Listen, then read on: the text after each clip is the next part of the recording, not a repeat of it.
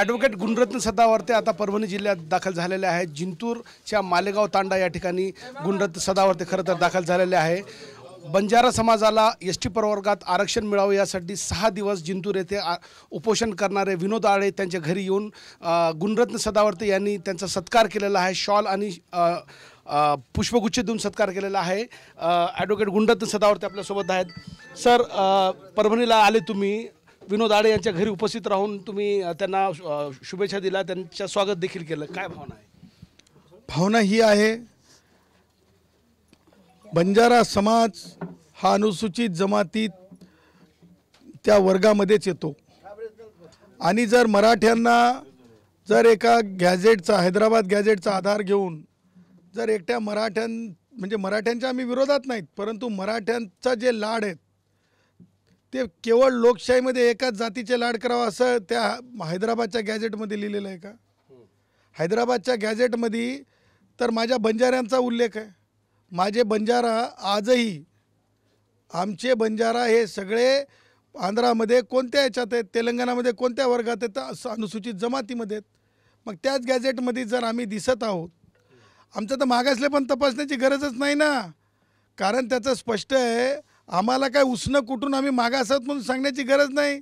कारण reorganisation of state act झाला 1956ला, त्या ॲक्टमध्ये स्पष्ट सांगितलेलं आहे, जे पूर्वीच्या राज्यामध्ये जी तुमची व्यवस्था होती, परिस्थिती होती, ते सगळे हक्क अधिकार आहेत। मराठ्यांच्या बाबतीत तर मागास ठरायचं आहे, परंतु माझ्या बंजाऱ्यांच्या बाबतीत, माझे बंजारा जर आदिवासी असतील, एसटी असतील आणि आता उपवर्गीकरणामुळं कोणताही वाद होणार नसेल, म्हणजे आदिवासी भावांनी घाबरण्याची बिलकुल गरज नाही आहे। त्यांच्या लोकसंख्येप्रमाणे त्यांना आदिवासींमधलं आरक्षण राहणार आहे, बंजारांनासुद्धा बंजारांच्या लोकसंख्येप्रमाणे आदिवासी म्हणून आरक्षण राहणार आहे। आता इंटरचे वादसुद्धा नाही, कोणी आमच्यामध्ये बोटं घालण्याचं कारण नाही, बोटं घालू नये। आणि कायदेशीरदृष्ट्या बंजारा समाज हा अनुसूचित जमातीचा आहे। रिऑर्गनायझेशन ऑफ स्टेटमध्ये आम्ही अनुसूचित जमातीमध्येच होतो। जेव्हा हैदर होता किंवा हैदराबाद काय होतं ते निजाम होता, आणि त्याच्यानंतर जेव्हा मराठवाडा ह्याच्यामध्ये आला, स्वतंत्र झाला आणि महाराष्ट्रामध्ये आला, त्यावेळेस आमचे हक्क तुम्ही कमी कसे काय करू शकता? त्यामुळं काँग्रेसांच्या काळात ॲप्लिकेशन ऑफ माइंड नव्हतं, काँग्रेसांच्या काळात ॲप्लिकेशन ऑफ माइंड नव्हतं, काँग्रेसांच्या काळात तंडे दुर्लक्षित कसे राहतील हेच पाहिलं गेलं। आणि म्हणून आमचं असं म्हणणं आहे की माझ्या तंड्यावर माझा विनोद असेल किंवा माझा राठोड असेल, माझा आडे असेल, हे सगळेजण आहेत ना, ही आमची आहे ना, ही आमची नाळ जोडलेली आहे, हे आमचे भाऊ आहेत आणि संविधानिकदृष्ट्या आम्ही एकमेकाचे लगते जिगर आहोत। आम्ही काय म्हणत नाहीत की आम्हाला खोटं खोटं डिक्लेअर करा, आम्ही आहोत तेच आम्हाला द्यायचं आहे। आम्हाला द्यायचं काय, आमच्या हक्काचंच आहे, डायरेक्ट आहे। आणि त्यामुळं माझा विनोद जो इथे उपोषणाला बसला, ते उपोषणाला बसल्याच्या नंतर सरकारने तातडीने पावलं उचलून अनुसूचित जमातीमध्ये आम्हाला पाठवलं पाहिजे म्हणजे काय करायचं आहे, तुम्हाला तर गॅजेटही काढायचं नाही हो आमच्यासाठी हेच म्हणायचं आहे की रिऑर्गनायझेशन ऑफ स्टेटप्रमाणे यांचे जुने हक्क अधिकार जे प्रलंबित होते ते हक्क देत आहोत, म्हणजे नव्यानं तुम्हाला नोटिफाय करायची तरी कुठं गरज आहे? इतकं सोपं असताना तुम्हाला सांगतो उशीर होत आहे आणि मला बंजारा भावांना गत वैभव पुन्हा प्राप्त करून द्यायचं आहे। केवळ तुम्हाला सांगतो, काही लोकांनी, म्हणजे तुम्ही पाहिलं असेल की माझ्या तंड्यावरल्या आजही परिस्थिती बघा। आज मला माझ्या ह्या तंड्यावर आल्याच्यानंतर, आपल्या तंड्याचं नाव काय, मालेगाव तंड्यात आल्याच्यानंतर मला एका गोष्टीचं दुःख वाटलं। मी म्हणजे परिवहन मंत्री काय आमचे हे प्रताप सरनाईक जी, मी सांगतो आपली बस माझ्या तंड्यात आली पाहिजे। माझ्या या तंड्यातले माझे चिमुकले लेकरं, माझे 50 लेकरं जे आहेत आमच्या रक्तमासाचे हाडाचे, इथून अर्धा किलोमीटर पायी जात आहेत पावसात, ती बस हे म्हणजे इकडं आली पाहिजे अर्धा किलोमीटरमध्ये। माझ्या लेकरांना त्रास झाला नाही पाहिजे, हे त्रास, हे वेदना आहेत, छोट्या छोट्या गोष्टी आहेत। आमचे हक्क तर आमच्यासोबतच आहेत, परंतु आजही आम्ही अशा विळख्यामध्ये आहोत। आणि त्या विळख्यातून बाहेर पडण्यासाठी ज्या प्रकारे तरुण बाहेर येत आहेत, ज्या प्रकारे सन्माननीय भुजबळ साहेब बोलत आहेत, ज्या प्रकारे नांदेडचे आमचे काय कंधारचे मुखेडचे आमदार काय आपले राठोड तुषारजी बोलत आहेत राठोड, त्याच प्रकारे म्हणजे मंत्री महोदय आपले संजय राठोड बोलत आहेत, त्याच प्रकारे सन्मान्य भुजबळ साहेब बोलत आहेत, गोपीचंदजी बोलत आहेत. ह्या सगळ्या गोष्टींना कुठेतरी मान ठेवला पाहिजे. म्हणजे विनोद सारख्या युवकांना खंबीर पाठबळ दिलं पाहिजे.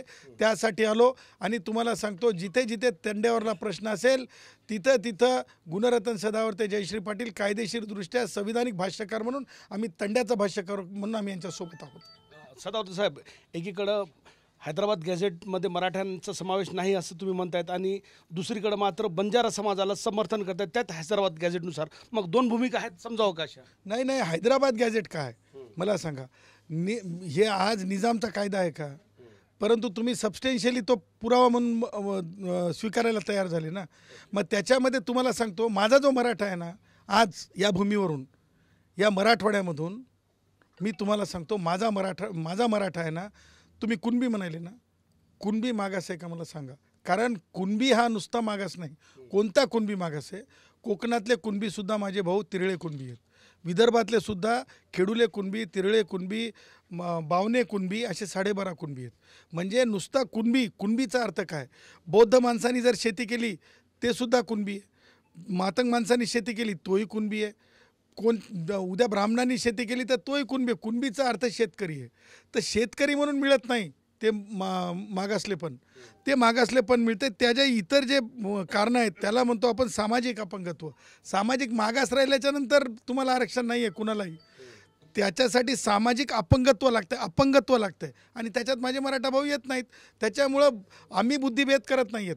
मराठ्यांचा म्हणजे जो पुढारी म्हणून जो पुढं आला जरंग्या, त्या जरंग्याच्या लाड जास्त झाले तुम्हाला सांगतो. त्याच्यामुळं मला सांगा, उद्या जर माझा बंजारा जिल्हा परिषदला दिसत नसेल, उद्या जर माझा वंजारी जर जिल्हा परिषदचा अध्यक्ष होणार नसेल, उद्या जर माझा म्हणजे हे असेल धनगर असेल, तर जर तो महापालिकेचा अध्यक्ष होणार नसेल, नगरसेवक होणार नसेल, तर माझ्या लोकशाहीला वाचवण्यासाठी आमचं कर्तव्य नाही का? उद्या मराठेच दिसतील खुल्या वर्गात, उद्या मराठेच दिसतील ओबीसीमधून. आज मला सांगा, आज महाराष्ट्रामध्ये सहकारामध्ये कोण आहे? सगळे मराठे आहेत. आणि तुम्ही हे सगळं असताना, तुमच्याकडे सगळ्या सहकारी संस्था असताना, बँका असताना, साखर कारखाने असताना, तुमच्याकडे आज मंत्रिपदाच्या पोझिशन्स किती आहेत मोजा. हे सगळं तुमच्याकडे आहे. त्यामुळं अरे आमची देखवत नाही, आमची रोडवर आलेली शेतीसुद्धा तुम्हाला देखवत नाही. उद्या 1 वर्षानं जर ते रस्ता जाणार असेल तिथून समृद्धीसारखा, तर तुम्ही 1 वर्षाच्या आधी आमच्या शेत्या विकत घेता. एवढा प्रचंड पैसा आहे तुमच्याकडं. आमचा तांडा तुम्हाला देखवत नाही. ह्या सगळ्या गोष्टी ज्या आहेत ह्या गोष्टी फार मायना ठेवतात. आणि त्यामुळं आम्ही ठरवलं आहे की माझ्या तंड्यातला विषय असेल, आमच्या वाडीतला विषय असेल, आमच्या पाड्यातला विषय असेल, आमच्या ग्रामीण भागातला विषय असेल, आमच्या लेकरा बाळांचा विषय असेल, शिक्षणाचा विषय असेल, माझ्या तंड्यातल्या पाण्याचा विषय असेल, हे सगळे प्रश्न ह्याच्यासारख्या युवकांनी आम्हाला आणून द्यावेत. आम्ही तुम्हाला सांगतो निशुल्क ह्या गोष्टी आम्ही कोर्टाकडे मांडू, सरकारकडे मांडू, डंके की चोट पे मांडू. आणि डंके की चोट पे तुम्हाला सांगतो, माझ्या बंजाऱ्यांचं आरक्षण एसटीतून घेणार. ज्या तुम्ही एक सर्टिफिकेट जर तुम्ही एका ॲफिडेविटवर देणार असाल ना सरकार, तर तुम्हाला आम्हाला तर ॲफिडेविट द्यायची गरज नाही, कारण आमची वंशावळच आहे. रिऑर्गनायझेशन ऑफ स्टेटचा कायदाच आहे. कायद्यामध्येच मी आहे बंजारांची. त्याच्यामुळे तुम्ही किती मराठ्यांना सर्टिफिकेट वाटत आहेत ओबीसी म्हणून, कुणबी म्हणून, त्याचा हिशोब मी कोर्टात काढणार आहे. त्याचा गणित मी कोर्टात घेणार आहे. आणि सगळे तयार राहा. महसूल अधिकाऱ्यांना मी सांगत आहे, या तंड्यातून आमच्या तंड्यातल्यांनी सुद्धा काही काळ महाराष्ट्रावर राज्य केलं, परंतु कधीसुद्धा कोणाला कमी जास्त लेखलं नाही कुटुंबानं आमच्या. त्यांनीसुद्धा राज्य केलं, पण कधीसुद्धा कोणाला कमी जास्त लेखलं नाही. परंतु आज आम्हाला हे दिसत आहे आणि म्हणून ही आमचं कर्तव्य आहे, आमची जिम्मेदारी आहे. देवेंद्रजीच्या सरकारकडून आमची विनंती आहे की एकनाथरावजी उपमुख्यमंत्री आहेत, अजितदादा उपमुख्यमंत्री आहेत, सगळ्यांनी मिळून माझ्या बंजाऱ्यांना एसटीचं सर्टिफिकेट द्यावं. आम्ही कोणाच्या विरोधासाठी उभे नसून आम्ही जे आहोत आमच्या जात प्रमाणपत्रासाठी अनुसूचित जमातीच्या आम्ही कायदेशीर लढाई आम्ही लढू. आणि लोकशाहीतले जसं एका माझ्या खंबीर विनोदनं एका तंड्यातल्यानी काय करू शकतो ते दाखवलं. जर माझे सगळे तंडे जर उभे राहिले ना, माझे सगळे जर तांडे उभे राहिले ना, कारण आम्हाला शिकवायची गरज नसती. ऊस कसा साळतात ते आम्हाला माहीत आहे आणि कसं मोळीनं बांधून गाडीत घालायचं असतं ते आम्हाला माहीत आहे. त्याच्यामुळं आमच्या तंड्याकडे कोण वाकडी नजर करू नका. आरक्षण आम्ही घेणार. आम्ही एस टीचंच आरक्षण आमचं आहे. आमच्या नादी कोणी लागू नये. गॅझेटर त्यांना लागू आहे तर गॅझेटर आम्हालाही लागू आहे. जालना ते जिंतूर 3 वेळा हल्ल्याचा प्रयत्न. TV9ला चुकीची माहिती आहे 5 वेळा, 3 वेळा नाही 5 वेळा. परंतु एक सांगा याच्या पाठीमागे कोण आहे? मी तर म्हणतो की राजेश टोपे साहेब बोललेच पाहिजे. राष्ट्रवादी काँग्रेसचे वयोवृद्ध पुढारी शरद पवार बोललेच पाहिजे. आणि जरंग्याचे जे कोणी दलाल असतील त्या दलालांना सांगतो, अबे तंड्यात हो तंड्यात. आणि इथल्या आमच्या याडी जर एकत्र उभे राहिल्या ना तर तुम्हाला सांगतो मिलिटरीसारख्याच आहेत त्या सगळ्या. आणि मला कोणाचीच भीती वाटणार बे जरंग्या. तू तर साला गाव सोडून कुठं गेलास? सासरवाडीवासी झालास, सासरवाडीवासी झालास. आम्हाला कोणाची भीती वाटत नाही. 5 हल्ले झाले. 5ही हल्लेखोरांना पोलिसांनी मुसके आवळलेले आहेत. कायद्याचं राज्य आहे, देवेंद्रजींचं राज्य आहे. मग आम्हाला माहिती आहे की योग्य पद्धतीने संविधानिक पद्धतीने बोलण्याचा अधिकार आहे. परंतु घालून पाडून मग मुंडे साहेबांना त्रास देणं असेल किंवा घालून पाडून भुजबळ साहेबांना असेल किंवा नाईक कुटुंबाला असेल किंवा कुणालाही किंवा कोणत्याही राठोड आडे जाधव कोणालाही त्रास असेल त्या त्रासात आम्ही त्या त्रासाच्या विरुद्ध कायदेशीर उभं राहण्यासाठी तयार आहोत. परंतु आम्हाला कोणी भीती घालू शकत नाही आणि भीती घालून आम्हाला कोणी थांबवू शकत नाही. हे डंके की चोट पे मी तंड्यात येऊन सांगितलं, तंड्यात येऊन दाखवलं, तंड्यात येऊन बसलो. मी विनोदचा सत्कार केला, आईसाहेबांचा सत्कार केला, त्यांच्या वडिलांचा सत्कार केला. इथे आम्ही चहा घेतला तुम्हाला सांगतो आणि आनंदी झालो. इथल्या परिस्थितीची विचारणा केली, इथल्या शैक्षणिक विचारणा केली आणि तुम्हाला सांगतो अनेक प्रश्न जे आहेत आम्ही मार्गी काढू.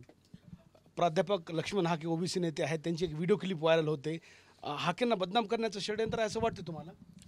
बघा, जरंग्यानं काही हालून पाडून बोललं तरी ते मराठ्याचं आहे म्हणून राष्ट्रवादी काँग्रेसचे वयोवृद्ध पुढारी शरद पवारांना काही वाटत नाही. कारण राजेश टोपे वारंवार त्यांना भेटत राहतात म्हणून. म्हणजे आमच्या मुंडे साहेबांना बोला तरी त्याला काय वाटतं, म्हणजे शरद पवारांना काही वाटत नाही. किंवा आमच्या भुजबळ साहेबांना बोललं तरी शरद पवारांना काय वाटत नाही. किंवा म्हणजे तुम्हाला त्याही पुढं जाऊन सांगतो, हाकेसुद्धा एक लढवयाच आहे ना, लढवयाच आहे ना, मागणीच करतात ना. एवढं घाण पाडून आई बहीण काढून तर जरंगेसारखं बोलत नाही ना. परंतु शरद पवार कधीतरी बोलले का हाके असं बोलू नको, आपलं जरंगे असं बोलू नको म्हणून? परंतु जेव्हा आमच्या भटक्या विमुक्तातला माणूस बोलायला लागला की ताबडतोब त्याला चढी चूप नाही होगा. पडळकर हो या कोई भी हो, तांड्यातला कोणी शेवटचा माझा माणूस असेल त्याच्यासाठी सुद्धा सदावर्ते आहे. पडळकरच सुद्धा आमचेच आहेत, हाके आमचेच आहेत, भुजबळ साहेब आमचेच आहेत, देवेंद्रजी आमचेच आहेत. देवेंद्रजी ब्राह्मण आहेत म्हणून टार्गेट करण्याचा मागील काळात प्रयत्न झाला. आणि तुम्हाला सांगतो हे सगळं षडयंत्र जर गलिच्छ राजकारण जातीचं रिंगण तयार करण्याचं जे चाललेलं आहे, सर्वपक्षीय मराठा मंत्री असतील, आमदार असतील, विरोधातले म्हणजे विरोधी पक्षातले असतील, सगळ्यांनी मिळून चालवलेलं आहे. आणि या षडयंत्राला आम्ही आमच्या लोकांना बळी पडू देणार नाही. आमचे लोक हक्कासाठी उभे राहतील आणि हक्क मिळवून घेतील. हाकेंची क्लिप फेक आहे असं वाटतं? मुद्दा हक्केंची क्लिपपेक्षा तुम्हाला सांगतो अगदी सोपं की हक्के हे सामान्य माणूस आहे, जसं विनोद आहे. कुणीतरी फोन करून जर म्हणलं की मी तुम्हाला मदत करतो, अरे हक्के तर तुम्ही म्हणल्याच्या नंतर म्हणाले ना मदत करा म्हणून, याच्यात काय वावगं आहे? लोकशाहीमध्ये मोर्चे कसे निघतात आणि त्या जरंग्याचे मोर्चे कसे झाले? पाण्याच्या बॉटल कुठून आल्या? काढा हिशोब. हां, ते मला म्हणायचं नाही कोणतं, ते जे मियाभाई आले होते वाटण्यासाठी जेवण, त्याचा हिशोब झाला आहे का? कायद्यामध्ये हिशोब द्यायचा असतंय. ते मुंबईमध्ये मियाभाई आले होते ना, जेवण वाटू लागले, त्या मियाभाईचं खाणं दे जरंग्यानं वाटायला, त्याचा हिशोब आहे का? म्हणजे हक्केंना कोणीतरी फोन करायचा आणि ते गोष्ट टार्गेट करायची, परंतु जरंग्याचा हिशोब मात्र नाही मागायचा. माझा हक्के असा तर नाही ना की जाऊन रेती काढणे, रेतीचं मोजमाप करणे, रेतीचे टिप्पर काढणे. आमचा कोणीच तसे लोक नाही आहेत. कोण काढतं रेती? माहीत आहे ना सगळ्यांनाच, काय वेगळं थोडंच आहे. कोण रेती काढतंय, कोणाकडे किती टिप्पर आहे ते वेगळं सांगायची काय गरज आहे? हळूहळू जेलमध्ये जातील. डंके की चोट पर सांगतायत सदावर्ते साहेब, कोण होतं ते रेतीच्या मागं? तुम्हाला सांगतो कोण होतं. जे चुकीचे पिल्लावळ आहेत ना, जे आज दलाल जे माझ्या गाडीवर येऊन पडत होते लोकशाहीमध्ये, हेच ते दलाल, हेच यांचा मोरक्याच. तो काय तो चपटी चपट्या. काय ते कोण आहे? चपट्या चपट्या चपटी क्या नाम है उसका? तो चपट्या जरंग्या. पुढचा प्रवास कसा असणार आता जिंतूरवरून? डंके की चोट पे यहाँ से हम जाएंगे सुभाष अपना याला ना जिंतूर से हम जाएंगे भाई हिंगोली में जाके हमारे वंजारी भाइयों से मिलेंगे, फिर वहाँ से पुसद जाएंगे, वहाँ पे हमारे नाइक साहब के स्मृति स्थल जाके सैल्यूट करेंगे और फिर वहाँ बोलेंगे कि सारे बंजारों को हम कुछ ऐलान करने वाले हैं, कल का इंतज़ार करो TV9, आज ही सब खबरें निकालोगे क्या? काय नेमकं आहे ऐलान? थोड़ा देखो, थोड़ा इंतज़ार तो करो. तर ॲडव्होकेट गुणरत्न सदावर्ते होते. विविध प्रश्नांवरती त्यांनी खरं तर उत्तर दिलेलं आहे. जिंतूर तालुक्यातील मालेगाव तांडा या ठिकाणी विनोद आडे यांच्या घरी ते आलेले होते. या ठिकाणी त्यांनी विनोद आडे यांचा सत्कार देखील केला आहे. कॅमेरा पर्सन अमित आडेसह नजीर खान, TV9 मराठी, मालेगाव तांडा, जिंतूर, परभणी.